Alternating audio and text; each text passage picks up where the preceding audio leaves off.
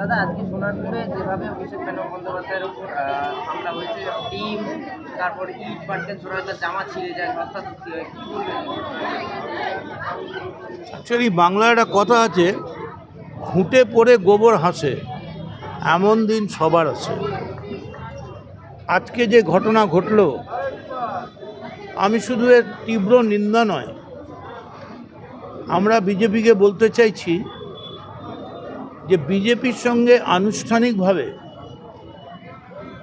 Ballot বক্সে কারচুপি করে 30 লক্ষের তফাৎ, তা নাহলে হয়তো দেখা যাবে 4-5 লক্ষের তফাৎ। তৃণমূল 80টা সিট পেয়েছে। বিজেপির নোংরা চেহারাটা আজকে পরিষ্কার হয়ে গেল। ওই যারা পরিষ্কার পাঞ্জাবি পরে আর নেতারা বিবৃতি মারছেন যে কাউকে অসভ্যতা করবেন না, কেউ যদি গণ্ডগোল করেন, আমি মুখ্যমন্ত্রী শুভেন্দু অধিকারীকে তাকে পরিষ্কারভাবে তার কাছে বলতে চাইছি। আপনি তো বলেছিলেন, আপনাদের প্রেসিডেন্ট শ্রমিক ভট্টাচার্য, যে যদি কেউ মার করে তাদের ছবি তুলে ভিডিও করে পুলিশকে দিয়ে দিন। আমার দল কাউকে এসব বরদাস্ত করবে না, আর বিজেপিতে কাউর এন্ট্রি নেই। আজকে আপনাদের সমর্থন ছাড়া সোনারপুরের এই ঘটনা ঘটে গেল। নগ্ন চেহারা। একটা কথা বলবো আপনাদের, আমরা হেরে গেছি। পুরু যখন আলেকজান্ডার যখন পুরুকে জিজ্ঞেস করেছিল কীরম ব্যবহার আশা করেন, পুরু বলেছিল রাজা যেমন রাজার সঙ্গে ব্যবহার করে। আমি মদন মিত্র আপনাদের বলছি, আপনারা ডেট আর টাইম আর জায়গা বলে দিন, কবে মারবেন, কবে মারবেন। অভিষেক কেন, আমাদের সবাইকে মারবেন। আমরা সব এমএলএরা একসঙ্গে যাব, মারবেন আমাদের।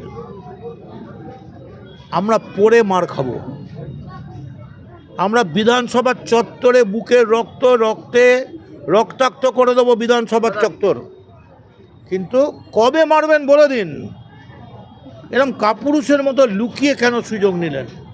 অভিষেক তো কোনো চুরি করতে ডাকাতি করতে যায়নি, একটা বিপদগ্রস্ত মানুষের পাশে দাঁড়াতে গেছিলো। এই তো সামনেই 18ই জুন খুলছে, আপনারা বলে দিন যে আপনাদের ঢুকতে দেবো না বিধানসভায়। তা আমরা পরে মার খাবো, আমাদের হাত উঠবে না পাল্টা। কিন্তু বিজেপির চরিত্রটা পরিষ্কার হওয়া দরকার। এই এত ধর্ম করে কত বড় বিধর্মী আর অধার্মিকের দল বিজেপি, কিসের জন্য মারলেন? কেস দিন না, দিচ্ছেন তো ইডি, সিবিআই, সিআইডি, যত পারেন দিন, এনআইএ দিন, পারলে আমাদের বহিরাগত করে তাড়িয়ে দিন। আমি 1875 সালে আমার বাড়ি ভবানীপুরে, ক্ষমতা আছে, তাড়িয়ে দিন, ডিপোর্ট করুন। কিন্তু আজকে যে কাজটা আপনারা করলেন, বিশেষ করে আমি বলি, এই ঘটনার পরে আপনাদের নেতাদের যে বিবৃতি আমি শুনেছি, এই বিবৃতি শুনে আমি এক্স্যাক্টলি মানুষের জনরোষ।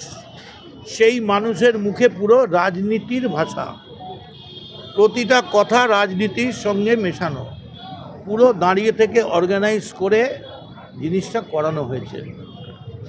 মানুষের জনরস যদি হয়, আমি ধরে নিচ্ছি আপনি তো ক্ষমতায় আছেন, কেউ যদি অন্যায় করে, মানুষের জনরস যদি তাকে পিটিয়ে মারতে চায়, তাহলে আপনার কি কাজ হচ্ছে সেই পিটিয়ে মারাকে মদত করা নাকি তাকে রক্ষা করা?